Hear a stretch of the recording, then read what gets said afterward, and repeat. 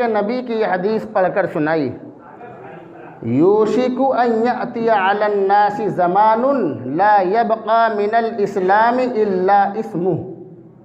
یوشک ان یأتی علی الناس زمان، عن قریب ایسا زمانہ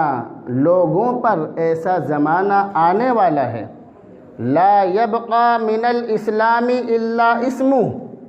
اسلام کا، مذہب اسلام کا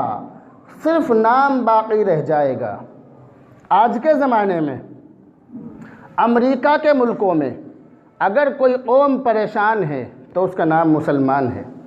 افریقہ کے ملکوں میں اگر کوئی قوم پریشان ہے تو اس کا نام بھی مسلمان ہے، بوسنیا کے اندر، چیچنیا میں یا اندلس میں، فلسطین میں یا ہندوستان میں، پاکستان میں، کہیں بھی کسی بھی ملک میں، کسی بھی خطے میں، کسی بھی جگہ پر، کسی بھی گاؤں اور شہر میں اگر کوئی قوم پریشان ہے آج کے زمانے میں تو اس کا نام مسلمان ہے۔ میں نے آپ کو یہ بتلایا کہ مسلمان اپنی بداعمالیوں کی وجہ سے پریشان ہیں، ورنہ مسلمان کو پریشان کرنے والے تباہ و برباد ہو جاتے ہیں، مسلمان کے خلاف آواز اٹھانے والے نیست و نابود ہو جاتے ہیں، مسلمان کے خلاف بولنے والے لوگوں کو فرشتوں کے ذریعے سے تباہ و برباد کر دیا جاتا ہے۔ مسلمان وہ قوم ہے، مسلمان کی بیٹیوں کا دوپٹہ کھینچنے والے لوگ اس دنیا کے اندر اگر وہ صحیح مسلمان ہوں تو اللہ تعالیٰ انہیں برقع پہننے پر مجبور کر دیتا ہے۔ چین کے اندر اس کی مثال آپ کے سامنے موجود ہے، جن لوگوں نے مسلمان عورتوں کے دوپٹے کھینچے، جن لوگوں نے مسلمان عورتوں کو ننگا کیا،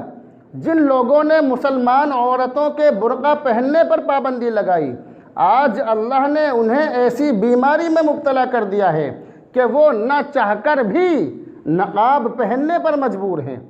وہ لوگ جنہوں نے مسلمانوں کو نماز پڑھنے سے روکا، جنہوں نے مسجدوں پر پابندیاں لگائی، جنہوں نے مسلمانوں کو نماز پڑھنے پر سزائیں دی، آج اللہ نے ان کے اوپر ایسی بیماری مسلط کر دی ہے کہ وہ خود نماز پڑھنے پر مجبور ہیں۔ تو آپ یہ مت سمجھیے کہ مسلمانوں کا خدا کمزور ہو چکا ہے، ایسی بات نہیں ہے۔ آپ یہ مت سمجھیے کہ نمازوں کے اندر اب اثر موجود نہیں ہے، ایسی بات نہیں ہے۔ قرآن بھی وہی ہے، اللہ بھی وہی ہے، نماز بھی وہی ہے، سارے اعمال وہی ہیں، لیکن ان کے اندر جو روح ہونی چاہیے، ان کے اندر جو اثر ہونا چاہیے، وہ اثر بالکل ختم ہو چکا ہے۔ مذہب اسلام کا صرف نام باقی رہ گیا ہے۔ ہمارے سامنے اللہ کے نبی کی زندگی موجود ہے جو ہمارے لیے اسوہ حسنہ کے طور پر ہے۔ اللہ کے نبی کی زندگی میں ہمارے لیے بہترین اسوہ ہے، بہترین نمونہ ہے، بہترین آئیڈیل ہے۔ مذہب اسلام میں اللہ کے نبی کی زندگی میں سب سے پہلے ہونے والی جنگ بدر جو اللہ کے نبی کے زمانے میں ہوئی، اللہ کے نبی اس کے اندر خود شریک رہے۔ ملک شام سے آنے والے قافلے پر جو وہ مال لے کر آ رہے تھے، اللہ کے نبی نے اور صحابہ کرام نے اس مال کو ضبط کرنے کا ایک منصوبہ بنایا، پلان بنایا۔ اس کے نتیجے میں وہ جنگ ہوئی۔ اگر دیکھا جائے تو 313 کے مقابلے میں 1000 لوگ، اور ان کے پاس ہر طرح کے ہتھیار، اس زمانے کے ہر طرح کے ساز و سامان، تمام چیزیں ان کے پاس موجود۔ اور یہ جو 313 لوگ تھے ان کے پاس ظاہری اعتبار سے اگر دیکھا جائے تو کوئی ساز و سامان نہیں تھا، لیکن اللہ کے وہ سچے بندے جب میدان جنگ میں، میدان بدر میں اترے ہیں تو پھر اللہ نے فرشتوں کے ذریعے سے ان کافروں کی گردنوں کو گاجر مولی کی طرح کٹوایا۔ جو خدا اس وقت موجود تھا 1500 سال پہلے، وہ خدا آج بوڑھا نہیں ہوا، وہ خدا آج کمزور نہیں ہوا، اس کے اندر آج بھی اتنی طاقت ہے، آج بھی وہ مسلمانوں کے دشمنوں کو نیست و نابود کرنے پر قادر ہے، وہ آج بھی مسلمانوں کے دشمنوں کو تباہ و برباد کر سکتا ہے۔ لیکن ہم مسلمان ہوں، ہم سچے مسلمان ہوں تو فرشتوں کی مدد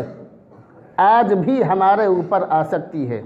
آج بھی اللہ کی طرف سے فرشتے ہمارے اوپر ہماری مدد کرنے کے لیے نازل ہو سکتے ہیں۔ لیکن مصیبت تو یہ ہے کہ ہم مسلمان نہیں ہیں، مصیبت تو یہ ہے کہ ہم صرف نام کے مسلمان ہیں۔ اللہ کے نبی کے ایک حدیث میں نے آپ کے سامنے پڑھی، یوشک ان یأتی علی الناس زمان لا یبقى من الاسلام الا اسمہ، عن قریب لوگوں پر ایک زمانہ ایسا آنے والا ہے کہ اسلام کا صرف نام باقی رہ جائے گا، ولا یبقى من القرآن الا رسم، اور قرآن کے صرف الفاظ حروف باقی رہ جائیں گے، مساجدہم عامرۃ وہی خراب من الہدی۔ اس حدیث کے یہ 3 ٹکڑے میں نے آپ کے سامنے عربی زبان میں بیان کیے ہیں۔ تیسری بات جو اس کا دوسرا جملہ ہے، قرآن کے صرف حروف باقی رہ جائیں گے، اس کے بارے میں بتلانے کی ضرورت نہیں ہے، انشاءاللہ اس کے بارے میں کبھی اور بتلاؤں گا۔ تیسری بات اللہ کے نبی نے اس کے اندر یہ بتلائی، مساجدہم عامرۃ وہی خراب من الہدی، ان کی مسجدیں اونچی اونچی ہوں گی، ان کی مسجدیں عالی شان ہوں گی، ان کی مسجدوں کے اندر پتھر، ٹائلز اور بڑے بڑے کئی لاکھ روپے کے جھومر لٹکے ہوئے ہوں گے، ان کی مسجدوں کے اندر اتنی عالی شان چیزیں ہوں گی کہ وہ تالا لگانے پر مجبور ہوں گے اپنی مسجدوں کا، یہ حال ہوگا۔ اتنی قیمتی چیزیں مسجدوں کے اندر وہ لوگ لگائیں گے، کئی کروڑ روپے کی مسجدیں وہ لوگ بنائیں گے، لیکن ان کا حال یہ ہوگا، وہی خراب من الہدی،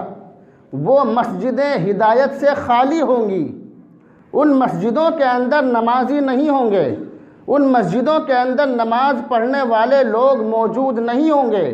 ان مسجدوں کا یہ حال ہوگا۔ آج کے زمانے میں اتنے خطرناک ماحول میں کہ جب مسلمانوں کے وجود کو ہی ختم کیا جا رہا ہے، جب مسلمانوں کو ہی ختم کرنے کی پوری پلاننگ بنائی جا چکی ہے، جب مسلمانوں کو ہی ختم کرنے کا پورا منصوبہ بنایا جا چکا ہے، اب کوئی دیر نہیں ہے، ہم لوگ بارود کے ڈھیر پر بیٹھے ہوئے ہیں۔ اگر اب بھی ہم لوگ اللہ کی طرف رجوع نہیں ہوئے، اگر ہم اب بھی اللہ کی طرف نہیں جھکے، تو یاد رکھیے کہ پھر ہمیں تباہ و برباد ہونے سے کوئی نہیں بچائے گا۔ یہ جو حالات چل رہے ہیں، ان حالات میں ہمیں استقامت کی ضرورت ہے، مذہب اسلام پر، اسلام کے شعائر پر، اسلام کی چیزوں پر، اسلام کے جو ارکان ہیں ان پر عمل کرنے کی بھی ضرورت ہے، اور ان پر ثابت قدم رہنے کی بھی ضرورت ہے۔ ان 2 چیزوں کی بہت سخت ضرورت ہے۔ ہمیں نماز پڑھنے کی بھی ضرورت ہے، اور نماز کے اوپر جمے رہنے کی بھی ضرورت ہے۔ اس زمانے میں صرف نماز پڑھنے کی نہیں، نماز کے اوپر جمے رہنے کی بھی ضرورت ہے۔ قرآن کریم کی جو آیت میں نے شروع میں پڑھی تھی، ان الذین قالوا ربنا اللہ ثم استقاموا، بے شک وہ لوگ جنہوں نے یہ کہا ربنا اللہ، ہمارا رب اللہ ہے، ہمارا پالنے والا اللہ ہے، ہمارا مالک، ہمارا خالق، ہمارا رازق اللہ ہے، ثم استقاموا، پھر وہ اپنے اس کہے ہوئے پر جمے رہے۔ انہوں نے کہا کہ ہمیں پالنے والا، ہمیں روزی دینے والا، ہمیں زندہ رکھنے والا، ہمیں مارنے والا اللہ ہے، ثم استقاموا، پھر اس پر جمے بھی رہے۔ صرف کہہ دینا کافی نہیں، کوئی بھی کہہ سکتا ہے کہ میرا رب اللہ ہے، مگر اس پر جمنا یہ کہنے سے زیادہ مشکل کام ہے۔ ثم استقاموا، پھر وہ اپنے اس کہے ہوئے پر جمے بھی رہے۔ تتنزل علیہم الملائکہ، اللہ تعالیٰ ان پر فرشتے نازل کرے گا۔ تتنزل علیہم الملائکہ، اللہ تعالیٰ ان کے اوپر فرشتوں کی جماعتیں بھیجے گا، ان کی مدد کے لیے آسمان سے لائن لگا کر فرشتے آئیں گے۔ جب وہ فرشتوں کو بلائیں گے اپنی مدد کے لیے، جب وہ یہ کہیں گے جیسے نبی نے اور نبی کے ساتھ والے لوگوں نے کہا تھا، متی نصر اللہ، اللہ کی مدد کب آئے گی، اتنا کہتے ہی آسمان سے فرشتوں کی جماعتیں اتر جائیں گی، اگر وہ جمع رہے، کیونکہ قرآن کریم کی کوئی بھی بات جھوٹی نہیں ہو سکتی ہے۔ قرآن کریم نے جو کہہ دیا، اللہ نے جو کہہ دیا، قرآن کے اندر جو لکھا ہوا ہے، پوری دنیا جھوٹی ہو سکتی ہے، لیکن قرآن کریم اور اللہ کے نبی کی ایک ایک بات سچی ہے، اس کے اندر ذرہ برابر بھی شک نہیں ہو سکتا ہے۔ اگر کسی کو ان باتوں میں شک ہو تو ہمیں اس کے انسان ہونے پہ، اس کے صحیح دماغ ہونے پہ، اس کے عقل مند ہونے پر شک ہے۔ تو اللہ کے نبی نے، اللہ نے جو کچھ کہا وہ بالکل صحیح ہے۔ اللہ نے یہ کہا کہ جو لوگ یہ کہیں کہ ہمارا رب اللہ ہے، پھر وہ اس پر جمے رہیں۔ تتنزل علیہم الملائکہ، ان کے اوپر فرشتے نازل ہوں گے۔ اللہ تخافوا ولا تحزنوا، فرشتے ان سے یہ کہیں گے غم مت کرو، ڈرو مت۔ وابشروا بالجنہ، اللہ کی طرف سے بھی کہا جائے گا کہ ڈرو مت، غم مت کرو، ٹینشن مت لو، تمہارے سامنے کتنا ہی بڑا ظالم ہو تمہیں ڈرنے کی ضرورت نہیں ہے۔ اگر پوری دنیا کی فورس، پوری دنیا کی دشمن طاقتیں اگر مسلمانوں کے خلاف ہو جائیں گی، اللہ تخافوا ولا تحزنوا، اگر تم مسلمان ہو،